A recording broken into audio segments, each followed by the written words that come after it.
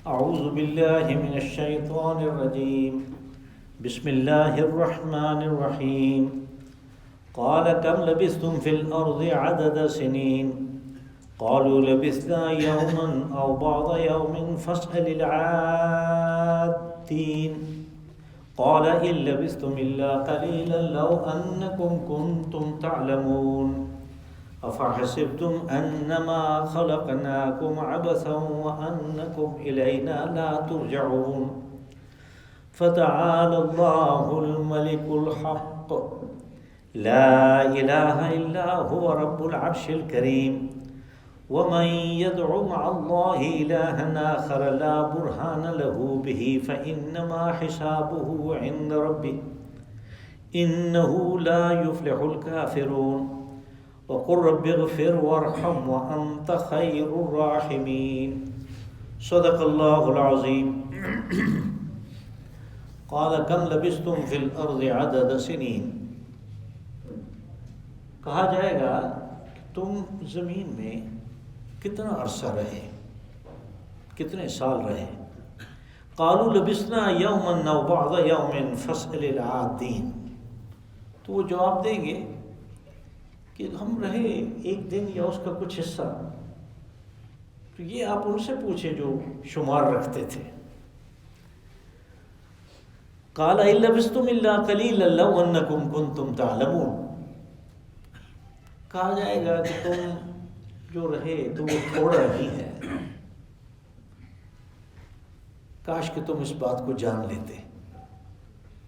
افحسبتم انما خلقناکم عبثا وانکم الینا لا ترجعون. تو کیا یہ گمان کر رکھا تھا تم نے کہ ہم نے تمہیں بیکار پیدا کیا اور تم واپس ہمارے پاس لوٹائے نہیں جاؤ گے. فتعالى اللہ الملک الحق. اللہ جل جلالہ جو کہ بادشاہ حقیقی ہے، وہ اس قسم کی باتوں سے مبرہ ہے، عرفہ ہے اور اعلیٰ ہے کہ وہ کوئی فضول کام کرے. لا الہ الا ہو، کوئی معبود نہیں، صرف وہ ایک معبود ہے، رب العرش الکریم، اور وہ بڑے باعزت تخت حکومت پہ بیٹھا ہے. وَمَن يَدْعُ مَعَ اللَّهِ إِلَٰهًا آخَرَ لَا بُرْهَانَ لَهُ بِهِ فَإِنَّمَا حِسَابُهُ عِندَ رَبِّهِ. اور جس نے بھی اللہ کے ساتھ کسی دوسرے کو شریک کیا اپنی دعاؤں میں، اپنی استغاثے میں، اپنی مناجات میں، جبکہ اس کے پاس اس چیز کی سند کوئی نہیں ہے، تو پھر اس کا حساب اس کا رب اس سے لے گا. اِنَّهُ لَا يُفْلِحُ الْكَافِرُونَ. بے شک وہ کافروں کو فوز المرام نہیں کرتا، کامیاب نہیں کرتا. وَقُلْ رَبِّ اغْفِرْ وَارْحَمْ وَأَنْتَ خَيْرُ الرَّاحِمِينَ. اور آپ یوں کہاں کریں کہ رب، یا رب مجھے معاف فرما، میرے اوپر رحم فرما، آپ سب سے بہترین رحم کرنے والے ہیں.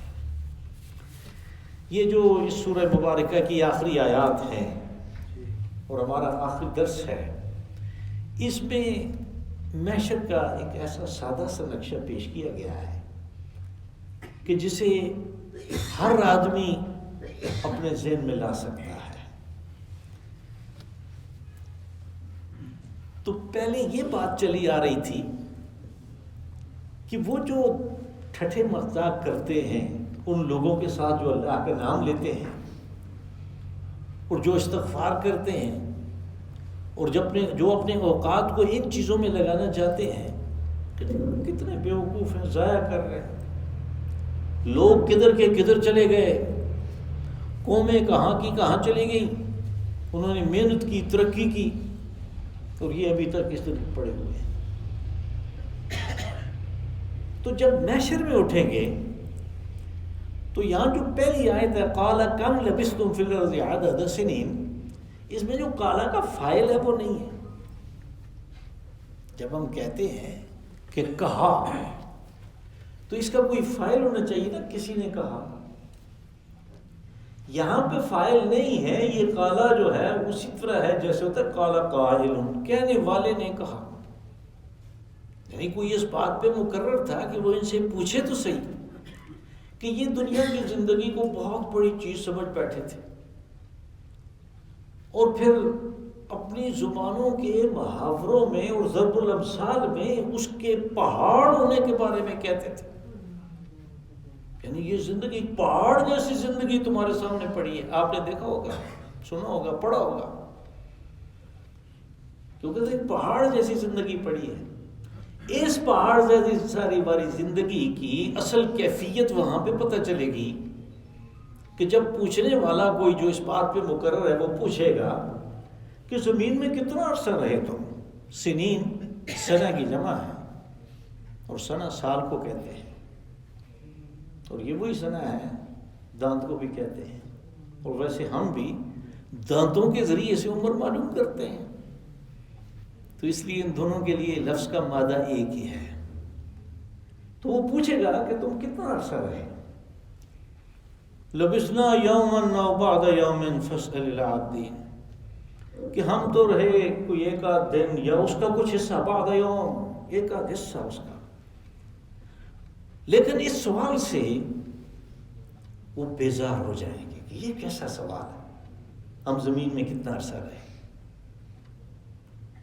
اس لیے کہ انہیں نظر آ رہا ہے کہ ہمارا مستقبل تو تاریک ہے، ہمارا مستقبل تو جہنم ہے، اور اس کی بنیاد ہم نے وہاں پہ رکھی ہے دنیا کی زندگی میں. اب دنیا کی زندگی کے بارے میں کوئی سوال کریں وہ اس سے ناگواری اور بیزاری کا اظہار کرتے ہیں. کہتے ہیں جنہوں نے حساب رکھا ہے ان سے پوچھیں، ہمیں کیا پوچھتے ہیں. فاسأل العادین، یہ وہی بات ہے جو اس سے پہلے ہم پڑھ رہے ہیں اور سورۃ طٰہٰ میں گزری. اور یہاں پہ ایک بڑا اسپیشل خاص لفظ میں نے استعمال کیا تھا، اور وہ تھا لال بجکڑ. یعنی وہ آپس میں ایک دوسرے کو پوچھتے ہیں کہ کتنا عرصہ رہے دنیا میں. تو پھر وہ اسی طرح کہتے ہیں کہ إِن لَبِثْتُمْ إِلَّا عَشْرًا، یعنی ہم کو 10 ایک دن رہے دنیا میں. تو پھر ان میں سے ایک لال بجکڑ وہ جو یعنی جس کو سارا گاؤں دانا سمجھتا ہے، اور وہ بھی اپنے آپ کو بڑا دانا سمجھتا ہے، لیکن اصل میں اسے پتہ کچھ بھی نہیں ہوتا. اس کو اردو میں لال بجکڑ کہتے ہیں. تو وہ امثلہم طریقتاً، اس کے لیے لفظ استعمال ہوا قرآن پاک میں جس کا ترجمہ میں نے لال بجکڑ کیا تھا. امثلہم طریقتاً، وہ آگے بڑھے گا اور وہ کہے گا کہ میں تمہیں بتاتا ہوں، تم ایک دن رہے. إِن لَبِثْتُمْ إِلَّا يَوْمًا، تم ایک دن رہے. اب پتہ ایک کو بھی نہیں ہے. دنیا کی زندگی اس کا جو حصہ گزر جاتا ہے اس سے بھی ہم قیاس کر سکتے ہیں کہ محشر میں کیا سمجھیں گے ہم اس کو، یہ کیا چیز ہے. جو حصہ گزر جاتا ہے ہر ایک یہی کہتا آپ کو ملے گا. بلکہ کل پرسوں میں بھی کسی ایک مجلس میں یہ بتا رہا تھا کہ جب 1952 میں، جو کہ کتنا آج سے 70 سال پہلے بنتا ہے، 70 سال پہلے جب مجھے میرے چچا کا لڑکا جو بڑا تھا وہ انگلی کے ساتھ لگا کے پہلے دن سکول لے گیا، آپ یقین مانیں مجھے ایسے یاد ہے جیسے کل کی بات ہے، اور بیچ میں 70 سال گزر گئے جیسے کل کی بات ہے. تو یہ جیسے میں کہہ رہا ہوں یہ کل کی بات ہے نا، ایسے ساری زندگی کے بارے میں کہے گا کہ یہ کل کی بات ہے. وہ کہتے ہیں ایک دن یا اس کا کچھ حصہ گزرا ہے جس کو ہم پہاڑ سمجھ بیٹھے. دنیا کی زندگی کی بے ثباتی کے بارے میں قرآن حکیم نے بہت زیادہ طریقے استعمال کیے لوگوں کو سمجھانے کے لیے کہ یہ بے ثباتی ہے، اس میں تغیر ہے، یہ مستقل نہیں ہے، تم یہاں رہنے کے لیے نہیں آئے، تم نے یہاں پہ آ کے کسی اور منزل کی طرف بڑھنا ہے اور اس کی تیاری کرنی. اب یہ تمہیں پسند ہو یا نہ ہو، بالآخر تم نے وہاں جا کے رہنا ہے. اب یہ جو اس میں تیاری ہے اس کے بارے میں یعنی ایک سادہ سی مثال میں یہ بھی دیا کرتا ہوں کہ آدمی یہاں سے بیٹھے ٹرین پہ کراچی کے لیے، تو پھر اگر وہ ٹرین کی سیٹ کو ڈیکوریٹ کرنا شروع کر دیتا ہے اور اس کے اوپر بڑی محنت کرتا ہے اور اس کے اوپر ساری کاریگریاں اپنی دکھاتا ہے، وہاں پہ اپنی برتھ کے آرام دہ ہونے کے لیے سارا کچھ کرتا ہے، اس نے تو اس سے اتر جانا ہے. یہ تو 24 گھنٹے میں 25 گھنٹے میں خیر خیریت سے پہنچ گئی تو یہ اتر جائے گا. اب وہاں پہ اس کو اسٹیشن پہ، یعنی باعزت طریقہ تو یہ ہے کہ اسٹیشن پہ کوئی ریسیو کرنے کے لیے آئے، اس کے پاس گاڑی ہو، وہ دروازہ کھولے، یہ بیٹھے، اور پھر یہ جائیں کسی 5 اسٹار ہوٹل میں یا کسی بڑی کوٹھے میں PCHS میں، اور اس کے لیے وہ کمرہ ہو، اس کے لیے کھانے کا بندوبست ہو، وہ نوکر چاکر ہوں، وہ کہیں کہ جناب آپ دیں کپڑے جو استری کرنے ہیں، صبح آپ نے میٹنگ میں جانا ہے، پھر تو بڑی کمال کی بات ہے. لیکن وہاں پلیٹ فارم پہ کھڑا ہے، نہ اس کے پاس کوئی پیسہ دے رہا ہے، نہ کوئی کریڈٹ کارڈ ہے، نہ کوئی ڈیبٹ کارڈ ہے، اور نہ کوئی لینے کے لیے آیا ہے، نہ اس کے اپنا کوئی گھر ہے وہاں پہ کچھ. یہ کیا کرے گا؟ یہ تو اپنی سیٹ کو ڈیکوریٹ کرتا رہا، تو جس سے بھی بات کرے گا وہ کہے گا کہ سیٹ تو چلی گئی نا، یہاں کے لیے تو تمہیں اوچھ کچھ چاہیے تھا، وہ تمہارے پاس ہے نہیں ہے. تو اصل میں جس منزل پہ جانا ہے، اور ہر ایک نے جانا ہے، کوئی اس سے کوئی فرار کی راستہ نہیں ہے، کوئی اسکیپ نہیں ہے، وہاں پہ جانا ہے، تو اس جانے کی تیاری کرنی چاہیے، تاکہ جب اس منزل کو پائیں، وہاں پہ جب پہنچے تو عزت ہو، تو پھر اپنے شرف اور مجد کو سمجھیں، اور پھر اس بات کی جو خوشی ہے کہ میں نے جو وقت گزارا ہے وہ صحیح تھا، میری لائن درست تھی، میں نے جس کے اوپر زندگی کھپائی، میں نے جو کام کیا وہ درست تھا، الحمدللہ. اور یہی بات ہے قرآن پاک میں کہ وَقَالُوا الْحَمْدُ لِلَّهِ الَّذِي هَدَانَا لِهَذَا، کہ وہ جب دیکھیں گے اپنے سامنے وہ منظر تو وہ کہیں گے الحمدللہ، اللہ کی تعریف ہے جس نے ہمیں اس راستے کے اوپر ڈال دیا، ہدانا لہذا، وَمَا كُنَّا لِنَهْتَدِيَ لَوْلَا أَنْ هَدَانَا اللَّهُ، اگر اللہ نے یہ راستہ نہ بتایا ہوتا تو ہم اس پہ نہیں چل سکتے تھے. تو یہ کہ اللہ کا شکر ادا کرنا چاہیے اس بات پہ کہ جو اس نے ہمیں تھوڑی بہت توفیق دی ہے. اس نے تو بڑی توفیق دی ہے، لیکن ہم اس کا اکثر حصہ ضائع کر دیتے ہیں. تو زندگی کا جو اصل استعمال ہے، جو صحیح استعمال ہے، جو اس کو قیمتی بناتا ہے، جو اس کو ایک بہترین اثاثہ بناتا ہے، وہ اس قرآن پاک کے اندر ہے. اس میں یہ علوم ہیں، العلم اس کو کہا گیا، اس میں یہ علوم ہیں کہ آپ کہاں سے آئے ہیں، آپ نے کیسے یہاں پہ رہنا ہے، اور آپ نے کدھر جانا ہے. یہ علوم اس میں ہے. تو یہاں پہ اس کی بات ہو رہی ہے، کہا إِن لَبِثْتُمْ إِلَّا قَلِيلًا لَوْ أَنَّكُمْ كُنْتُمْ تَعْلَمُونَ. تو وہ پھر جو پوچھنے والا ہے وہ کہے گا کہ تم وہاں پہ تھوڑا رہے، وہ کچھ بھی نہیں تھا، جسے تم پہاڑ سمجھتے تھے وہ کچھ زندگی نہیں تھی، وہ بہت تھوڑی تھی. یعنی اس کے جو شب و روز ہیں ان کائناتی شب و روز سے آپ تقابل کر کے دیکھ لیں کہ کیا حالت ہے. یعنی جب قرآن حکیم نے یہ کہا کہ وہ ایک رات 1000 راتوں سے افضل ہے، تو اس میں اصل میں بات یہ ہے کہ وہ جو 1000 راتیں ہیں وہ کائناتی ہیں. تو وہ ایک رات جو ہے، اس کی ایک رات اس دنیا کی اور کائنات کی ایک رات جو ہے، اس میں اسی قسم کا تناسب ہے. اسی لیے تو 2 دفعہ، ایک دفعہ اس کو یعنی کہا گیا کہ وہ دن جو ہے وہ 1000 سال کا ہے، سورہ الف لام میم سجدہ میں، اور سورہ معارج میں کہا کہ وہ 50,000 سال کا ہے ہمارے حساب سے. اور پھر اللہ نے اس کی ایک اور مثال بھی دی کہ تم جلدی فیصلہ چاہتے ہو، جبکہ اللہ کے ہاں فیصلہ کرنے کے لیے بہت وقت ہے، اس لیے کہ تمہارا جو ہے حساب اور کائناتی جو دن ہیں ان میں 1 اور 1000 کی نسبت ہے. یہ بھی ہم سورہ حج میں یہ پڑھا ہے. تو یہ چیز سامنے رہنی چاہیے کہ اصل زندگی وہ ہے جس میں موت نہیں ہے، موت ہے ہی نہیں. وہ کیا خوبصورت بات کہی علامہ اقبال نے، تو سمجھتا ہے اسے ہے شام زندگی. شام زندگی یہ ہے صبح دوام زندگی، وہ جو دوام زندگی ہے، دائمی ہے، جس میں کوئی موت نہیں ہے. اس موت کے ساتھ اس کی صبح شروع ہو جاتی ہے. تو وہ کہنے والا کہے گا کہ تم بہت تھوڑا عرصہ رہے، اے کاش کہ وہاں پہ اس بات کو تم جان لیتے کہ یہ زندگی اتنی بڑی نہیں ہے۔ اس کی تیاری کے لیے یہ وقت بہت مختصر ہے، اس امتحان کی تیاری کے لیے یہ بہت تھوڑے دن ہیں۔ افحسبتم انما خلقناکم عبثا وانکم الینا لا ترجعون۔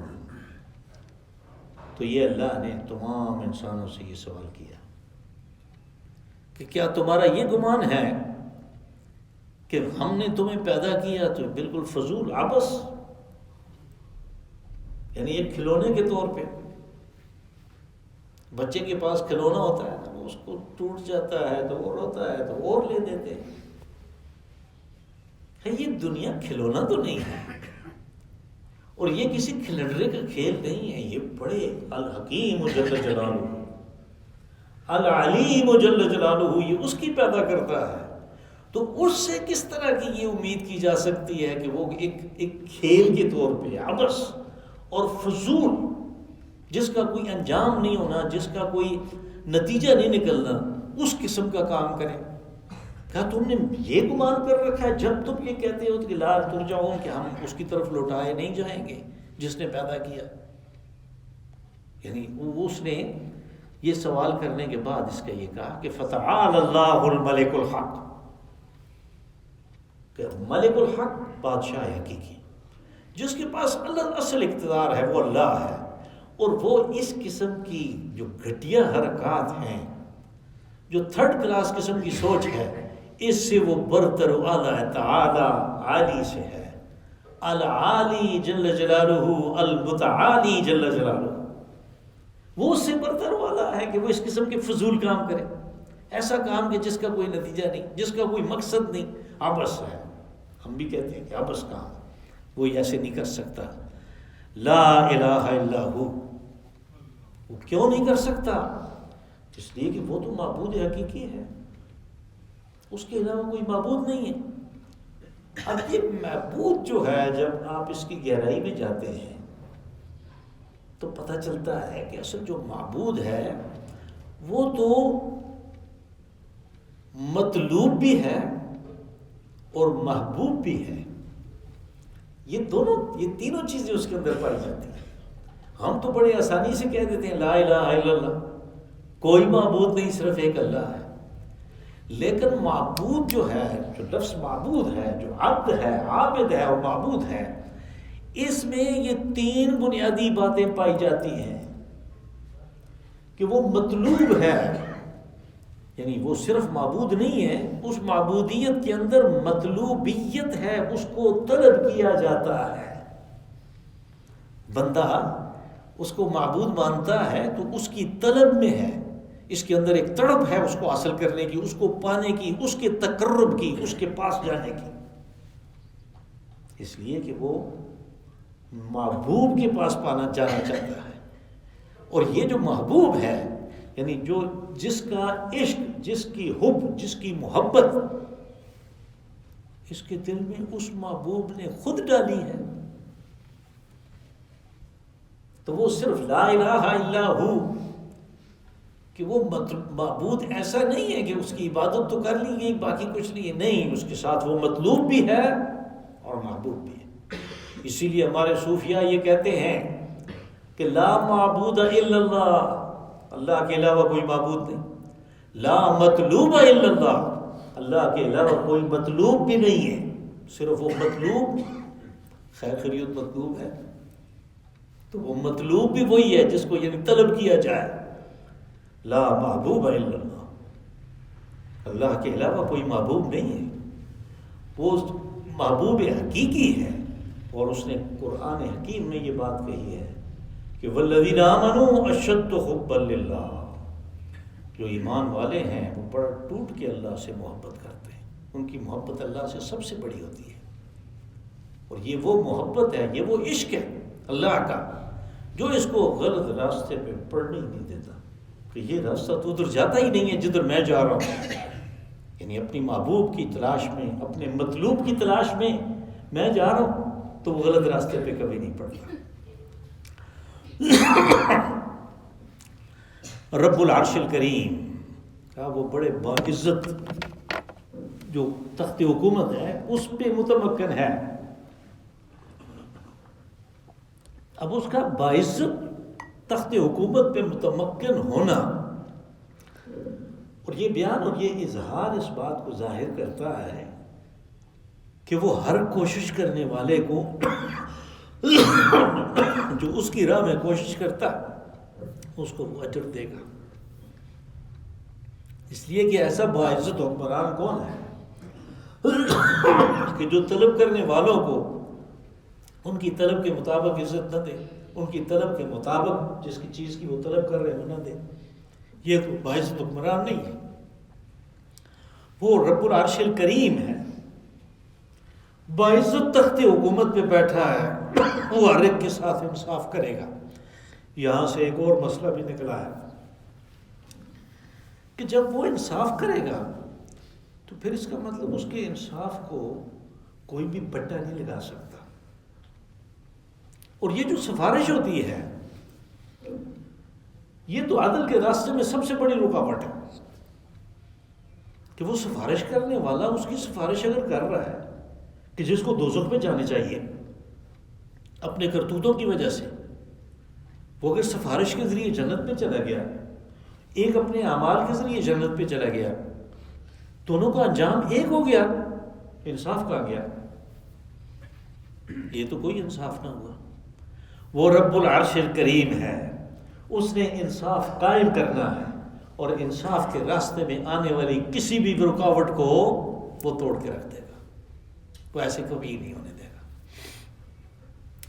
وَمَن يَدْعُ مَعَ اللَّهِ إِلَٰهًا آخَرَ لَا بُرْهَانَ لَهُ بِهِ، اور جس نے بھی اللہ کے علاوہ کسی کو طلب کیا اپنی مقاصد کے لیے، اس نے آواز دی، یدعو دعا، یدعو آواز دینا، پکارنا، طلب کرنا، یعنی اللہ کے علاوہ کسی اور کو اس نے یہ سمجھا کہ یہ میرا حاجت روا ہے، یہ میرا مشکل کشا ہے، تو کیا ہوگا؟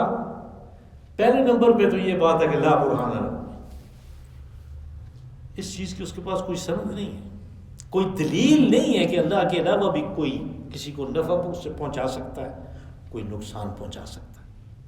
اگر کہیں سے نفع ہوتا ہوا، نقصان ہوتا ہوا نظر آتا ہے تو اصل میں اس کے پیچھے اللہ ہے، یہ ہم ہیں کہ جو اس سبب کے پردے سے اس پار نہیں دیکھ پاتے، ورنہ وہ نقصان اور نفع دینے والی چیز نہیں ہے۔ جنہوں نے یعنی وہ جو یہ جو ہندو میتھالوجی ہے اور گریک میتھالوجی ہے، یہ کیا چیز ہے؟ یہ اس سبب کے پیچھے ہو رہی ہے، اور پھر نتیجہ یہ نکلا کہ نفع دینے والے، نقصان دینے والے جن کو انہوں نے دیوتا مانا وہ ہزاروں میں چلے گئے۔ سانپ کو بھی دیوتا مان لیا کہ اس کی پوجا پاٹ کرے تو یہ نقصان نہیں دے گا، گائے کو بھی ماتا مان لیا کہ اس کی پوجا پاٹ کرے یہ بھی دودھ دے گی، ہر کام میں استعمال ہوگا، تو پھر ان کی جو تعداد تھی، جو مطلوب و مقصود تھے، ان کی تعداد جو ہے اس میں اضافہ ہوتا گیا اور بے شمار ہوتے گئے۔ یہی ہندو میتھالوجی، یہی گریک میتھالوجی ہے،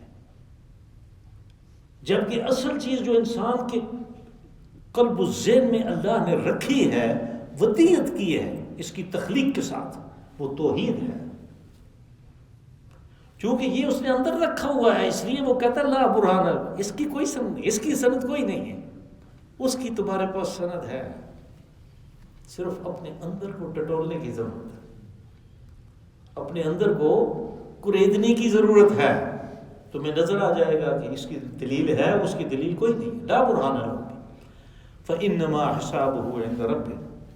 پھر اس قسم کی حرکت جو ہے شرک والی، تو اس کا تو بڑا سخت طریقے کے حساب ہونا ہے، تو کہا کہ ان کو چھوڑ دو، اس قسم کے لوگوں کا حساب جو ہے ان کا رب ہی کرے گا،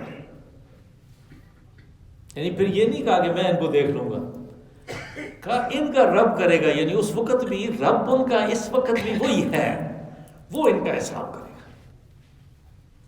انہ لا یفلح الکافرون، وہ کافروں کو کبھی فائز المرام نہیں کرتا، ان کو کامیاب نہیں کرتا، ان کو منزل مقصود پہ نہیں پہنچنے دیتا، ان کی رہنمائی نہیں کرتا اس منزل مقصود کی طرف۔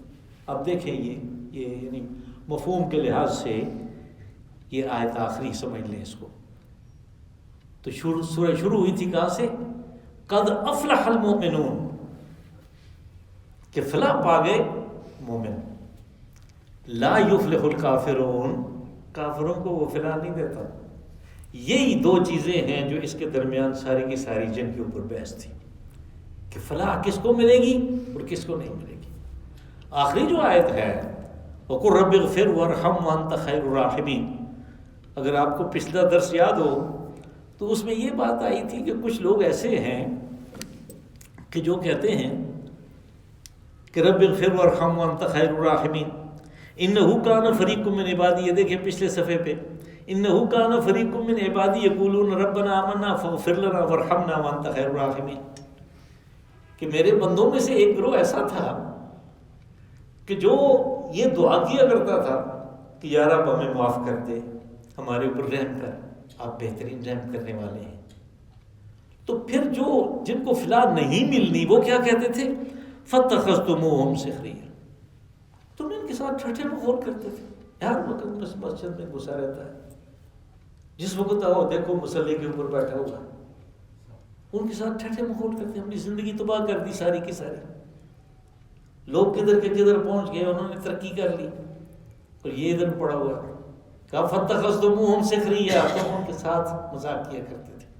آخر میں اسی آیت کو پھر لائے کہ اصل چیز یہ ہے کہ رب اغفر وارحم وانت خیر الراحمین، کہ آپ یوں کہا کریں گے یا رب میری بخشش کر، مجھے معاف فرما اور میرے اوپر رحم کر، اور آپ بہترین رحم کرنے والے ہیں۔ اس پہ سورہ مبارکہ کی یہ آیات ختم ہوئی۔ اس میں جو بات حق کے مطابق تھی اللہ کی توفیق سے تھی، اور جو ادھر ادھر کی باتیں ہو جاتی ہیں نکل جاتی ہیں اور آپ سن لیتے ہیں تو وہ میرے اپنے مطالعے کی کمی کی وجہ سے اللہ پاک اس کے وبال سے ہمیں بچائے۔ اللہم آنس وحشتنا فی قلوبنا، اللہم ارحمنا بالقرآن العظیم واجعلہ لنا اماما ونورا وہدی ورحمة، اللہم ذکرنا منہ ما نسینا وعلمنا منہ ما جہلنا وارزقنا تلاوته آناء اللیل واطراف النہار علی الوجہ الذی